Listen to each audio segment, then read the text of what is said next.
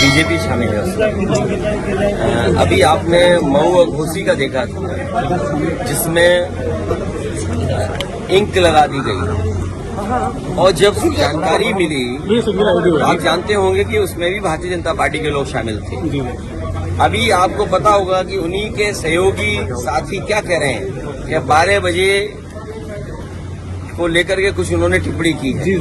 तो ये जानबूझ करके हमारा सबका ध्यान हटाना चाहते हैं। जिस तरीके से हर समाज के लोग जागरूक हो गए, वो बाबा साहब भीमराव अम्बेडकर जी, संविधान, लोकतंत्र में जो उनकी हक था, सम्मान था, उसके लिए खड़े हो गए। इसीलिए ये भारतीय जनता पार्टी इन मुद्दों पर बहस न हो, जानबूझ करके इस तरह की घटनाएं भारतीय जनता पार्टी करा रही है। और फिर अगर इस तरह की घटना हो रही है तो भारतीय जनता पार्टी जो दावा करती है जीरो टॉलरेंस है उनकी कानून व्यवस्था में, कि क्या कानून व्यवस्था है? हम सब जनप्रतिनिधि हैं, कहीं न कहीं जनता को हमारी जवाबदेही है।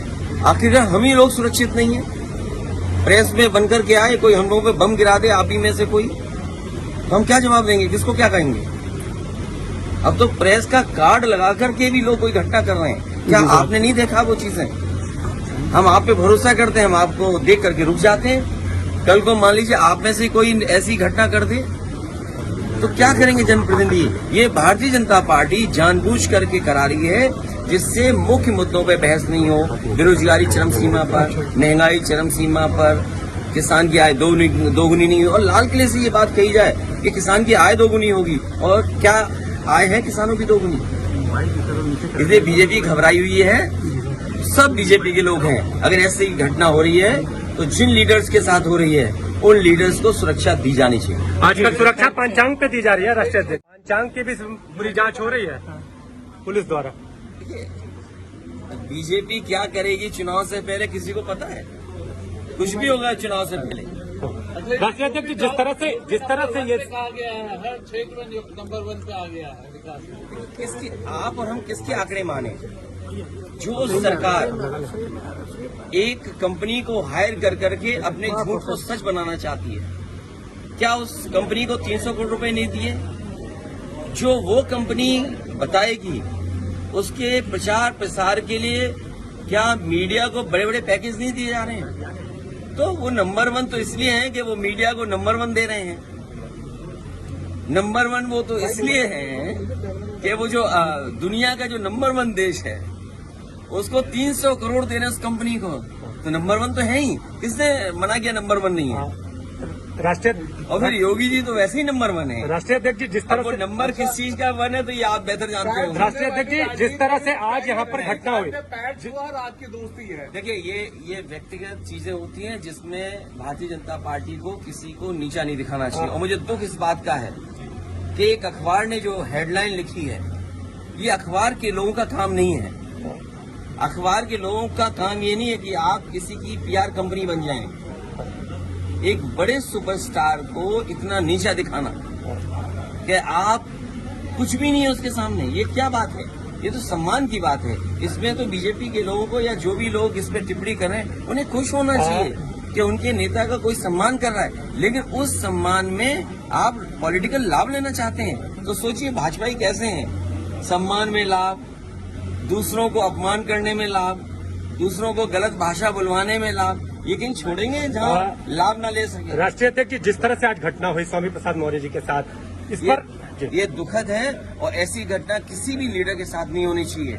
और अगर ये घटना हो रही है तो कोई ये आज के नेता नहीं है, लीडर ऑफ द अपोजिशन रह चुके हैं, मिनिस्टर रह चुके हैं। एक इनका पॉलिटिकल कैरियर लंबा है, एक इनके विचार है, इनकी एक बात है जो अपनी रखते हैं अपने समाज के लोगों के बीच में। अगर कोई बात है तो आखिरकार ये कहाँ का तरीका है? तो वही मैंने सवाल पूछा है। जो सरकार जीरो टॉलरेंस की बात कर रही थी, क्या लीडर्स को अपमानित करने के लिए ये जीरो टॉलरेंस है? कुछ जगहों पे फोटो वायरल हो रही है, वो कार्यकर्ता है, वो किसका कार्यकर्ता है, कहाँ है, कौन पहचान कुछ अभी तक हो पाई? जो कार्यकर्ता वहाँ था मऊ में, वो भारतीय जनता पार्टी का कार्यकर्ता था। यहाँ भी कहीं न कहीं भारतीय जनता पार्टी का है और भारतीय जनता पार्टी का ही कार्यकर्ता होगा। इसलिए भारतीय जनता पार्टी बौखला गई है, घबराई हुई है कि जन समर्थन अब उनसे हट रहा है। उन्हें 10 साल दिल्ली के उत्तर प्रदेश के 7 साल का हिसाब किताब देना है। आज ये लोग भी चल करके इस हॉल में आए, यहाँ से लेकर के, ये भी जगह किसी समय नेताजी ने दिलाई थी, याद होगा आपको, और नहीं मानते वो पन्ने पलट लेना आप।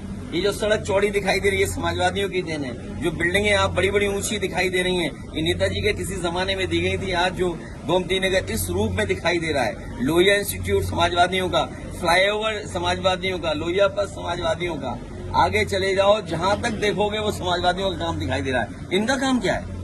तो इसलिए घबराए हुए हैं। आज का जो कार्यक्रम है संदेश क्या देगा? संदेश ये है कि हमारे पिछड़े सब लोग साथ आ गए हैं और अल्पसंख्यक भाई, और जिस तरीके से भारतीय जनता पार्टी लगातार संविधान, लगातार लोकतंत्र, और जिस तरीके से चुनाव आयोग पे हमला हो रहा है, भविष्य में हो सकता है कि एक परिवार के ही सदस्यों का न जाने कहां कहां वोट कर दिया जाएगा। तो ये तमाम जो खतरे देश के सामने, उसकी चर्चा हम लोग बैठकर करेंगे और हम लोग बैठकर के निर्णय लेंगे। मैं आदरणीय स्वामी प्रसाद मौर्य जी का और हमारे दूसरे आदरणीय राम अवतार सैनी जी का और इनके तमाम सहयोगी साथियों को बहुत बधाई देते हैं कि राजधानी में लोगों को जागरूक करने के लिए समय, आगे आने वाले समय में क्या चुनौतियां हैं उनको बताने के लिए ये जो कार्यक्रम किया है, मैं उसके लिए बहुत बहुत बधाई देता हूँ। Thank you sir.